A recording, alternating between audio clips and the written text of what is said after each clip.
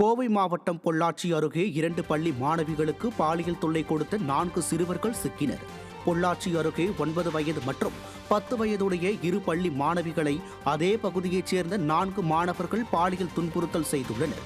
இதுகுறித்து மாணவிகள் அளித்த புகாரில் 4 சிறுவர்களையும் பிடித்து கோவை சீர்நோக்கு இல்லத்தில் அடைத்தனர்.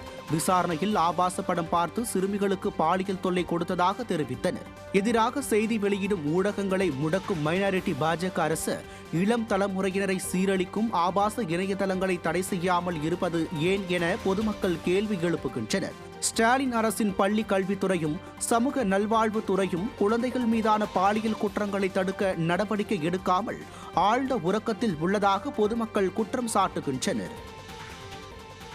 ராஜீவ்காந்தி அரசு மருத்துவமனையின் கழிவறைகள் சுகாதாரமற்ற முறையில் உள்ளதை செய்தியாளர்கள் படம் பிடித்த போது மருத்துவமனை முதல்வர் தாக்க முயன்றது பரபரப்பானது. மாரத்தான் அமைச்சர் செய்தியாளர்களிடம் பேசிய போது ராஜீவ்காந்தி அரசு மருத்துவமனையில் கழிவறைகள் சுகாதாரமற்ற முறையில் இருப்பதாக செய்தியாளர்கள் தெரிவித்தனர். அப்போது மருத்துவமனை முதல்வர் எங்கே அசுத்தமாக இருக்கிறது காட்டுங்கள் என கூறியதும் கழிவறைகள் அசுத்தமாக இருந்தது படம் பிடிக்கப்பட்டது. இதை கண்டு பதற்றமான மருத்துவமனை முதல்வர் படம் பிடித்த செய்தியாளரை முறைத்தபடி முன்னோக்கி பாய செய்தியாளர்களுக்கும் மருத்துவமனை பணியாளர்களுக்கும் இடையே தள்ளுமுள்ளு ஏற்பட்டது பரபரப்பானது. கடந்த அதிமுக ஆட்சியில் மருத்துவமனைகள் சீராக பராமரிக்கப்பட்டு அதற்காக பல்வேறு விருதுகள் பெறப்பட்ட நிலையில் தற்போதைய ஸ்டாலின் ஆட்சியில் மருத்துவமனைகள் சீரழிந்து இருப்பது வெளிச்சத்திற்கு வந்துள்ளது. வரும் 22ஆம் தேதி வரை 7 நாட்களுக்கு தமிழகம், புதுச்சேரி மற்றும் காரைக்கால் பகுதிகளில் பொதுவாக வறண்ட வானிலை நிலவக்கூடும் என்று சென்னை வானிலை ஆய்வு மையம் தெரிவித்துள்ளது. அடுத்த 5 நாட்களுக்கு ஒரு சில இடங்களில் அதிகபட்ச வெப்பநிலை இயல்பை விட 2 முதல் 3 டிகிரி செல்சியஸ் அதிகமாக இருக்கக்கூடும் என்று அறிவித்துள்ள வானிலை ஆய்வு மையம் 2 நாட்கள் காலை வேளையில் லேசான பனிமூட்டம் காணப்படும் என்று கூறியுள்ளது.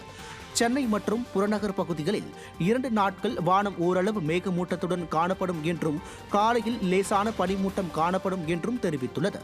அதிகபட்ச வெப்பநிலை 33 டிகிரி செல்சியஸும் குறைந்தபட்ச வெப்பநிலை 22 டிகிரி செல்சியஸும் இருக்கும் என்று அறிவித்துள்ளது. காஞ்சிபுரம் அருகே சாம்சங் தொழிற்சாலை வளாகத்தில் 1000க்கும் மேற்பட்ட ஊழியர்கள் 12வது நாளாக உள்ளிருப்பு போராட்டத்தில் ஈடுபட்டனர். சுங்குவார் சத்திரத்தில் இயங்கி வரும் சாம்சங் இந்தியா நிறுவனத்தின் ஊழியர்கள் ஊதிய உயர்வு மற்றும் தொழிற்சங்க பதிவு உள்ளிட்ட பல்வேறு கோரிக்கைகளை வலியுறுத்தி தொடர் போராட்டத்தில் ஈடுபட்டனர். இந்நிலையில் தொழிற்சாலையில் ஒழுங்கீனமான முறையில் நடந்து கொண்டதாக 3 தொழிலாளர்கள் பணியிடை நீக்கம் செய்யப்பட்டனர். இதை கண்டித்தும் ஊழியர்கள் மீதான பழிவாங்கும் நடவடிக்கையை கைவிட வலியுறுத்தியும் 1000க்கும் மேற்பட்ட ஊழியர்கள் தொழிற்சாலை வளாகத்தில் 12வது நாளாக உள்ளிருப்பு போராட்டத்தில் ஈடுபட்டனர். இந்நிலையில் நாளை சுங்குவார் சத்திரம் பஜாரில் 1000க்கும் மேற்பட்ட ஊழியர்கள் தங்களது குடும்ப உறுப்பினர்களுடன் போராட்டத்தில் ஈடுபட உள்ளனர். நாமக்கல் மாவட்டம் திருச்செங்கோடு புதிய பேருந்து நிலையத்தில் உள்ள டீ கடையில் மர்ம பொருள் வெடித்து விபத்து ஏற்பட்ட சம்பவம் பரபரப்பை ஏற்படுத்தியுள்ளது. திருச்செங்கோடு புதிய பேருந்து நிலைய வளாகத்தில் கந்தம்பாளையத்தைச் சேர்ந்த கவின்குமார் என்பவர் கடந்த 3 மாதங்களாக டீ கடை நடத்தி வந்ததாக கூறப்படுகிறது. இந்நிலையில் இன்று அதிகாலை 3:40 மணி அளவில் மர்ம பொருள் பயங்கர சத்தத்துடன் வெடித்தது. இதில் டீ கடையில் இருந்த அனைத்து பொருட்களும் சிதறி வெளியே வந்து விழுந்துள்ளது. டீ கடையில் வெடிபொருள் எப்படி வந்தது, எந்த மாதிரியான வெடிபொருள் என்பது குறித்து விசாரணை நடத்தப்பட்டு வருகிறது. அதிகாலையில் நடந்த வெடி விபத்தில் அதிர்ஷ்டவசமாக யாருக்கும் எந்த பாதிப்பும் ஏற்படாத நிலையில் சிசிடிவி காட்சிகள் பதற்றத்தை ஏற்படுத்தியுள்ளது.